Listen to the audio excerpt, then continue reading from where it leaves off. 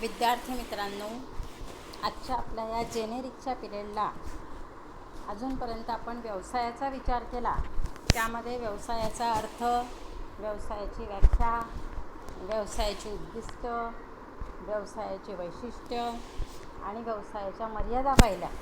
आताच्या पिरियडला आपल्याला पर्यावरणाचा अर्थ, पर्यावरणाच्या व्याख्या याचा विचार करायचा आहे.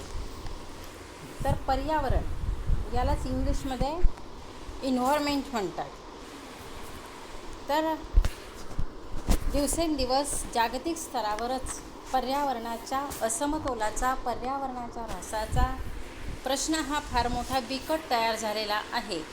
आणि पर्यावरणाच्या ऱ्हासामुळे किंवा पर्यावरणाच्या असमतोलामुळे हवामानावर त्याचा विपरीत परिणाम होऊन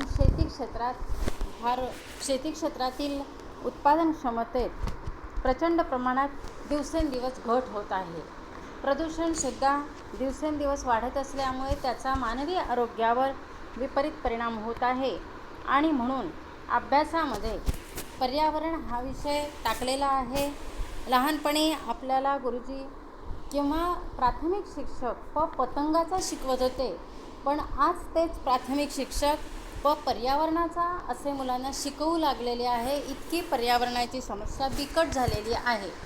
अगदी प्राथमिक स्तरापासून ते महाविद्यालयीन स्तरापर्यंत पर्यावरणीय शिक्षण हे मुलांना देणे सुरू केले आहे, की जेणेकरून मुलांना पर्यावरणाचा प्रश्न जो निर्माण झालेला आहे त्याची जाणीव होईल आणि ते कुठेतरी पर्यावरणाच्या असमतोल होणार नाही याचा विचार करून वर्तणूक करतील. तर प्रथम आपण पर्यावरणाची व्याख्या बघूया.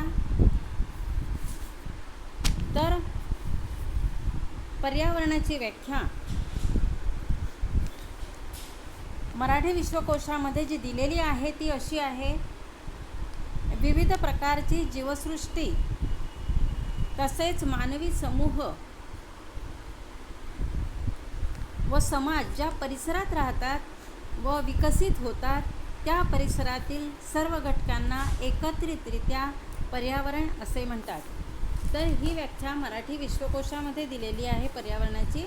ती अशी आहे की विविध प्रकारची जीवसृष्टी म्हणजे सर्व सजीव सृष्टी तसेच मानवी समूह व समाज ज्या परिसरात राहतो, विकसित होतो त्या परिसरातील सर्व घटकांना एकत्रितरित्या पर्यावरण असे म्हणतात.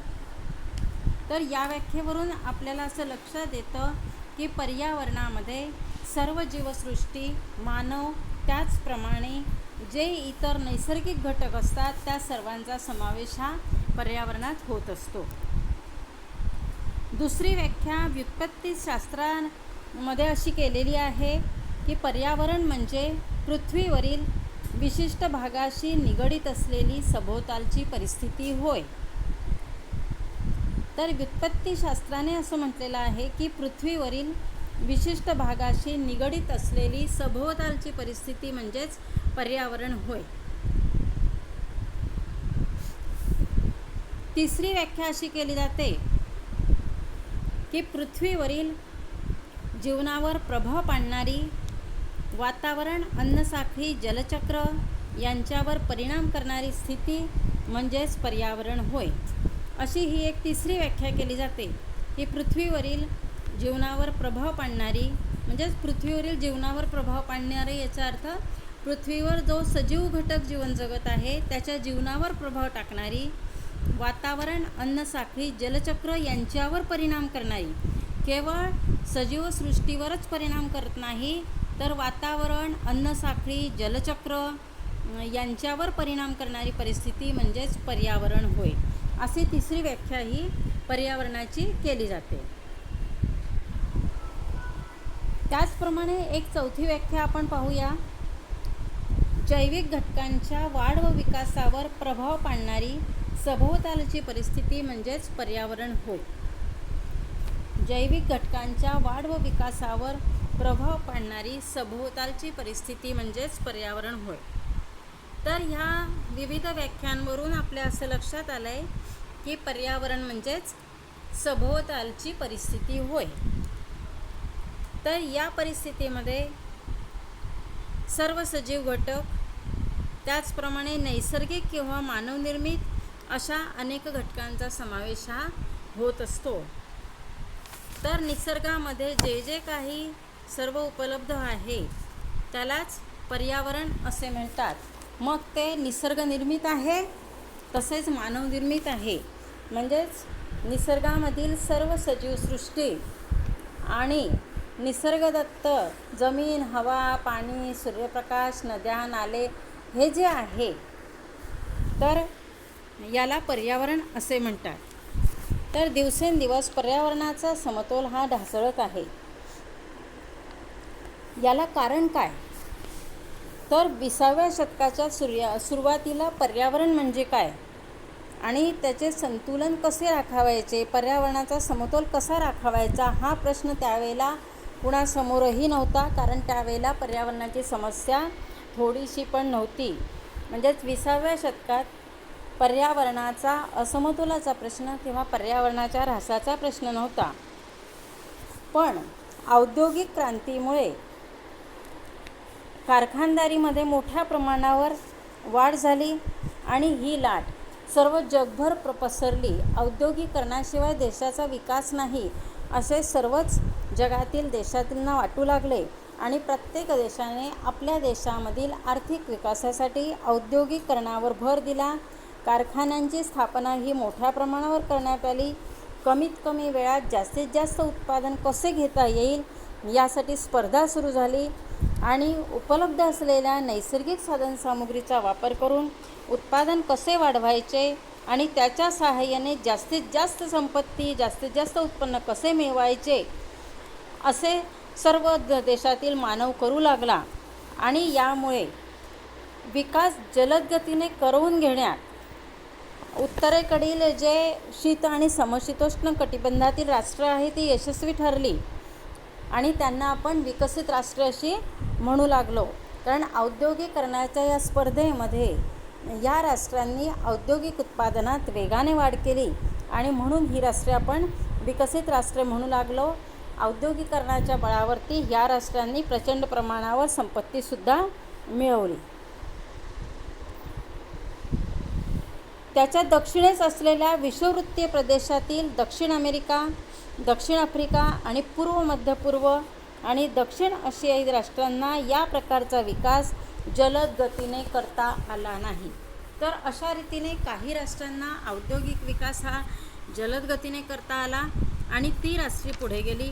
पण काही राष्ट्रांना मात्र अशा रीतीने जलद गतीने विकास करता आला नाही आणि ती राष्ट्रे या राष्ट्रांच्या तुलनेने मागे राहिली आणि त्यांना आपण विकसनशील राष्ट्रे असं म्हणू लागलो.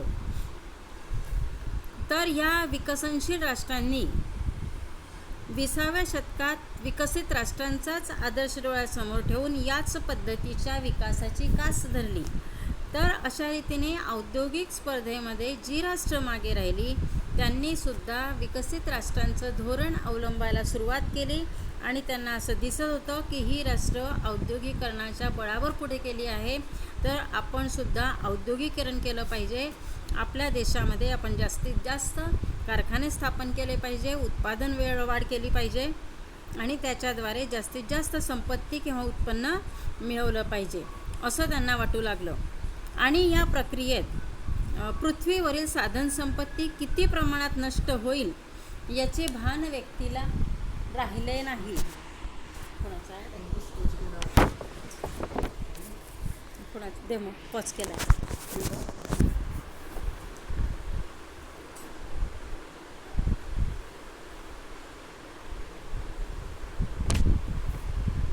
आता ते यावेळेला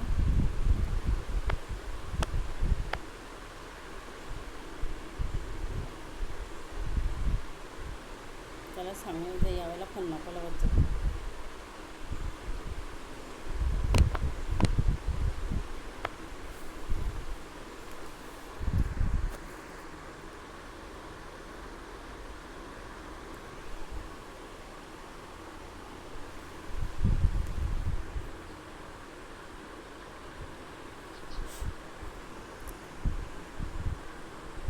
खरे काय म्हणतो रे?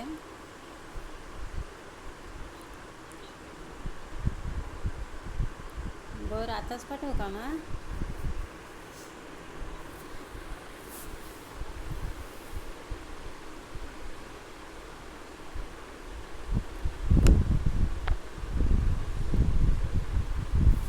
तुला तुझ्या पर्सनलवर टाकू का?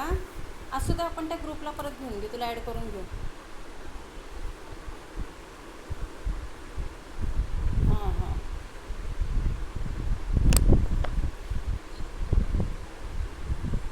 असं आहे का? देऊन देईल तुला मी. चालेल, काही टेन्शन घेऊ नको, देऊन टाकेल सगळं. तू फोन अशा वेळेला केला रे, जरा झोप येत होती, जरा डोळा लागायला लागला, तितक्यात तुझा फोन आला. सगळं आटोपलं आता, कामं आज पिरियड वगैरे सगळं तुमचं आटोपलं आहे. त्यानंतर स्वयंपाक झाला, त्यानंतर जेवण, भांडे. म्हटलं आता जरा पडू थोडा वेळ, एखादी तास आराम करू. नाही, कसं 5 नंतर फोन लावला ना तर टेन्शन नसतं. 5 नंतर कोणी उठून जातं. बरं, पाठवून देते मग मी ईमेल. लिहिला का तुम्ही? बंद टाईप केला? हां, होऊन जातो ते, पाठवून देते मग.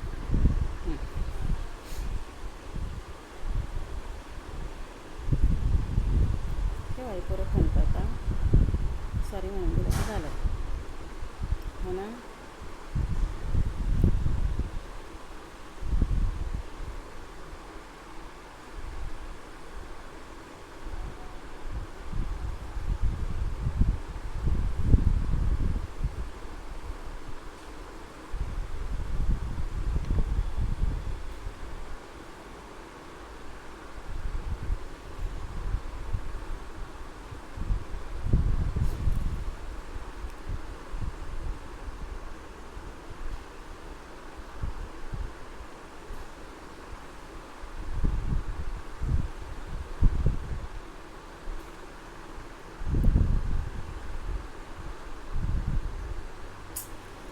हा, का बरं जात नाही मेल?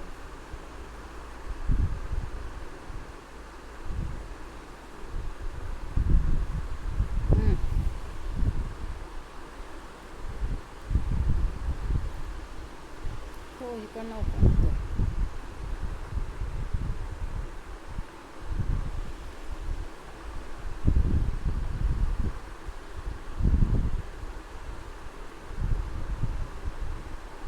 काय बेटा, असं का बरं होतं रे हे?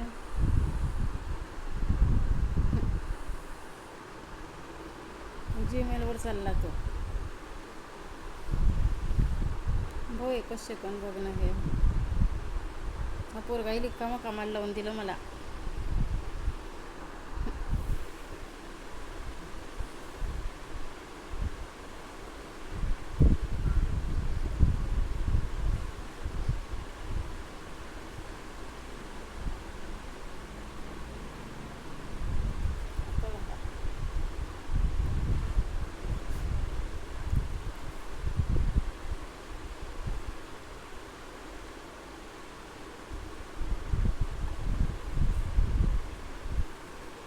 चला जाऊ द्या, अजूनपर्यंत होत आलं असतं आपलं. तर कारखानदारी आणि उत्पादन वाढ यांच्याद्वारे संपत्ती संघटित करण्याच्या या प्रक्रियेमध्ये पृथ्वीवरील साधनसंपत्ती किती प्रमाणात नष्ट होईल आणि याचे परिणाम आपल्याला काय भोगावे लागतील याचं भान हे व्यक्तीला राहिलं नाही. आणि 20व्या शतकाच्या अखेरीला प्रदूषण आणि साधनसंपत्तीचा तुटवडा या समस्यांनी जेव्हा गंभीर स्वरूप धारण केलं, तेव्हा खरं पर्यावरण संवर्धनाची गरज आहे असं आपल्या लक्षात आलं. जमीन, जंगल आणि पाणी ही आमची खरी साधनसंपत्ती मानवाने बेसुमारपणे वापरली, तिची नासधूस केली. अमर्याद लोकसंख्या वाढ आणि अनिर्बंध औद्योगिक वाढीतून प्रदूषणाचा भस्मासूर मानवाने तयार केला. 20व्या शतकाच्या अखेरीस पर्यावरणाचा समतोल ढासळतो आहे हे मानवाच्या लक्षात आले. तर अशा रीतीने पर्यावरणाच्या असमतोलास प्रामुख्याने औद्योगिकरण, वाढती लोकसंख्या हे कारण मोठ्या प्रमाणावर जबाबदार आहे. आत्ताच आपण पाहिलं की औद्योगिकरणामुळे काही राष्ट्र ही जगात पुढे गेली, विकसित झाली आणि त्या विकसित राष्ट्रांचं अनुकरण विकसनशील राष्ट्रांनी केलं आणि त्यांनीसुद्धा आपल्या देशाचं औद्योगिकरण वेगाने करण्याचा प्रयत्न केला. आणि त्यामध्ये औद्योगिकरणामध्ये नैसर्गिक साधनसंपत्तीचा ऱ्हास एवढ्या मोठ्या प्रमाणावर झाला की त्यातून पर्यावरणाचा असमतोल हा निर्माण झाल्याचं आपल्याला दिसून येतं.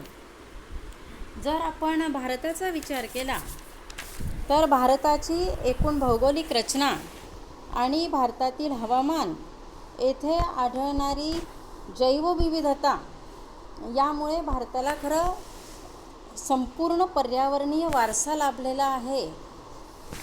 या भारत देशाच्या जमिनीवर आणि पाण्यामध्ये विविध प्रकारच्या वनसंपत्ती आणि प्राणी यांच्या प्रजाती आढळून येतात. आमच्या जैवविविधतेच्या 8% जैवविविधता भारत या खंडप्राय देशामध्ये आहे. बघा, जगाच्या जैवविविधतेच्या 8% जैवविविधता भारत या देशामध्ये आहे. जगात जैवविविधतेच्या दृष्टीने जी 12 राष्ट्र महाजैवविविधता राष्ट्र म्हणून घोषित झालेली आहे, त्यात भारताचा क्रमांक हा आपला 10वा लागतो.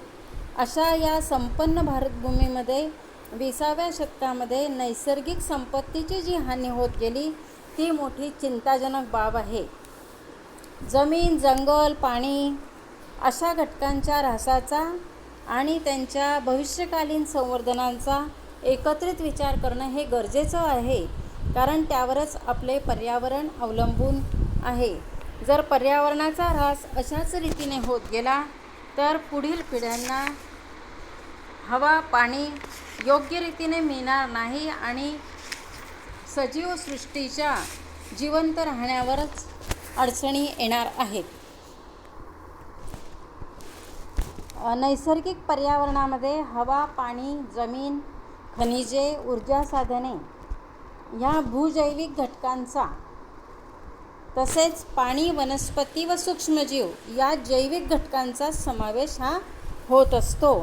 तर अशा रीतीने नैसर्गिक पर्यावरणामध्ये हवा, पाणी, जमीन, खनिजे, ऊर्जा साधने या भूजैविक घटकांचा समावेश होतो, कारण निसर्गतः हे घटक आपल्याला मिळालेले असतात. तसेच पाणी, वनस्पती व सूक्ष्मजीव या जैविक घटकांचा सुद्धा समावेश होत असतो. आणि मानवनिर्मित पर्यावरणामध्ये जे मानवाने तयार केलेलं आहे अशा पर्यावरणामध्ये आर्थिक, सामाजिक, राजकीय, नैतिक मूल्य, शहरे, गावे इत्यादी घटकांचा समावेश होतो. जैविक आणि अजैविक घटकांचे तसेच मानवनिर्मित घटकांचे परस्पर संबंध अतिशय महत्त्वाचे असतात.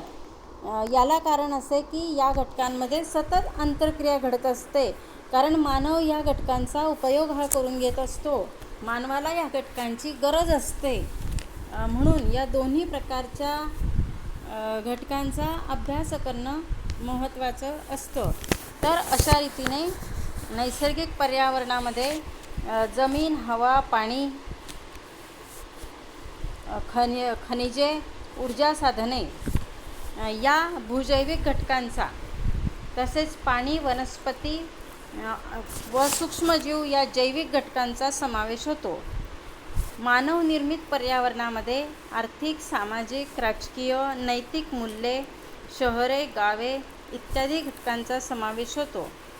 जैविक आणि अजैविक घटकांचे तसेच मानवनिर्मित घटकांचे परस्पर संबंध हे महत्त्वाचे असतात, कारण या दोन्ही घटकांमध्ये सतत आंतरक्रिया ही घडत असते. आणि म्हणून आपल्याला पर्यावरणाचा अभ्यास करत असताना या घटकांचा सुद्धा विचार करावा लागतो. तर पर्यावरणाचे टप्पे किंवा पर्यावरणाचे घटक हा मुद्दा आपण पुढील